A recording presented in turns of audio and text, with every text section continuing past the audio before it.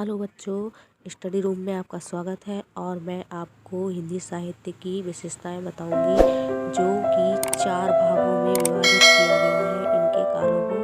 Okay, देखिए जैसे कि आदिकाल, वीरगाथा काल 1000 से 1350 ईस्वी तक अवधि है जो कि ठीक है। भक्ति काल, पूर्व मध्यकाल 1350 से 1650 ईस्वी तक। रीतिकाल, उत्तर मध्यकाल 1650 से 1850 ईस्वी तक। आधुनिक काल, मध्यकाल 1850 से अब तक। ओके, फर्स्ट पॉइंट जो है आदिकाल, वीरगाथा काल। ओके, इस समय दरबारी कवियों का बोलबाला था। वीरता, इस काल में वीरता पर आधारित रचनाएं लिखी गई थीं। इसी काल में हिंदी साहित्य का पहला महाकाव्य पृथ्वीराज रासो लिखा गया था। इसे रचना को चंद्रवरदाई ने लिखा था। रासो ग्रंथों की भाषा डिंगल है। यह वीर काव्यों की भाषा के रूप में उपयुक्त है। भावों की अभिव्यक्ति के लिए इसमें संस्कृत, प्राकृतिक, अपभ्रंश, अरबी, फारसी, पंजाबी, ब्रज आदि भाषाओं के शब्द मिलते हैं। यह रासो काव्य पूर्ण रूप से हृदय को स्पर्श करने की क्षमता रखता है। आदिकाल की कुछ कवि और रचनाएं: दलपति विजय, सुगम रासो, चंद्रवरदाई, पृथ्वीराज रासो, सारंगधर, हमीर रासो, नल सिंह, विजयपाल रासो, जगनिक, परमाल रासो, नरपति नहा, विसल देव रासो, केदार भट्ट, जयचंद्र प्रकाश। यह सब आदिकाल की रचनाएं और कवि हैं। आदिकाल की प्रवृत्तियाँ: इस काल की प्रमुख प्रवृत्तियाँ सामूहिक राष्ट्रीय भावना का अभाव, युद्धों का सुंदर सजीव वर्णन, आश्चर्यदाताओं की प्रशंसा, वीर रस एवं श्रृंगार रस की काव्य में प्रधानता तथा कल्पना की प्रचुरता है। सेकंड पॉइंट, पूर्व मध्यकाल, भक्ति काल 1350 से 1650 ईस्वी तक। थोड़ा सा इसका परिचय है, आइए समझते हैं। आदिकाल के समाप्त होने तक देश की राजनीतिक और सामाजिक परिस्थितियों में काफ़ी परिवर्तन हो गया था। अच्छा, देश की राजनीतिक परिस्थितियों में काफ़ी परिवर्तन हो गया था। देश में मुसलमानों का साम्राज्य प्रतिष्ठित हो गया था।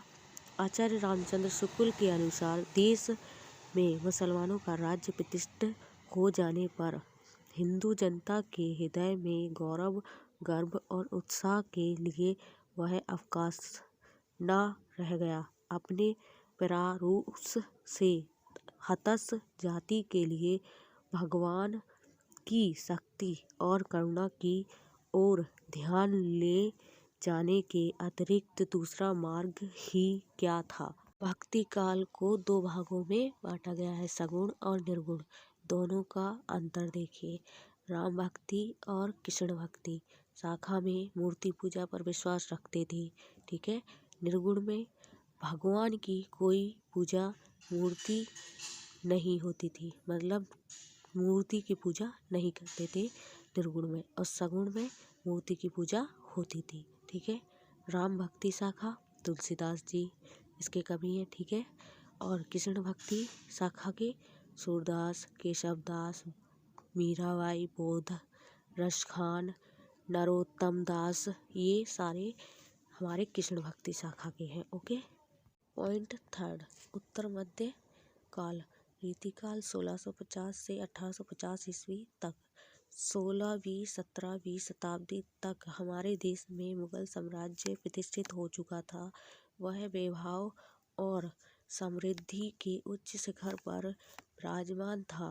जनसाधारण में सुख शांति व्याप्त थी। इन परिस्थितियों के चलते राधा कृष्ण अब भक्ति स्वरूपी न होकर नायक नायिका के रूप में परिवर्तित हो गए तथा श्रृंगार रस आलंबन बन गया। कवियों का ध्यान साहित्यिक शास्त्र की ओर केंद्रित हो गया। रीतिकाल की रचनाएं और कवि के सब रामचंद्रिका, कवि प्रिया भूषण, शिवराज भूषण, शिवा बावनी, छत्रसाल दशक, मतीराम, रसराज, ललित लालम, बिहारी सतसाई।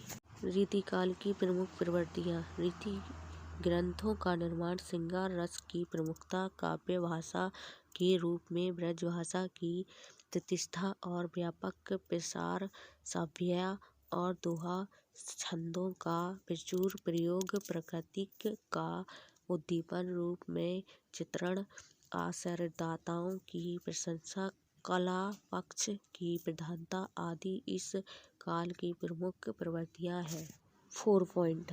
आधुनिक काल 1850 ईस्वी से अब तक।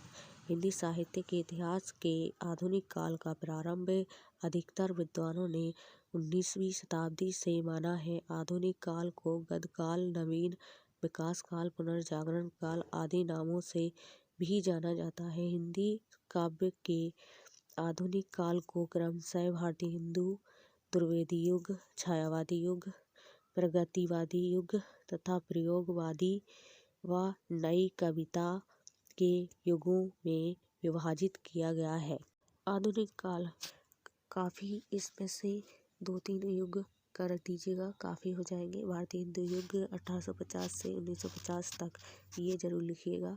भारतीय हिंदू हरिश्चंद्र को आधुनिक हिंदी साहित्य का जन्मदाता माना जाता है। हिंदी साहित्य में राष्ट्रीय भावना के दर्शक सर्वप्रथम भारतीय हिंदू जी रचनाओं में लिखते हैं। ठीक है। रीतिकाल में कवियों के राजाश्रय में रहने के कारण जनजीवन का संबंध साहित्य से टूट चुका था। भारतीय हिंदू युग में कवियों ने जन भावना को पुनः जागृत किया। यद्यपि इस युग में हिंदी गद्य की भाषा खड़ी बोली बन चुकी थी। ठीक है। द्विवेदी युग 1900 से 1918 ईस्वी तक। हिंदी साहित्य में द्विवेदी जी के अवतरण के बाद मुख्य परिवर्तन था खड़ी बोली के आंदोलन का तीव्र होना। द्विवेदी जी से प्रेरित कई तरुण कवियों ने ब्रजभाषा की जगह खड़ी बोली में काव्य रचना प्रारंभ कर दी। खड़ी बोली में काव्य रचना करने वाले कवियों में श्रीधर पाठक, मैथिलीशरण गुप्त, अयोध्या सिंह उपाध्याय, हरिऔध मुकुटधर पांडे, लोचन प्रसाद पांडे, राम नरेश त्रिपाठी, रामचरित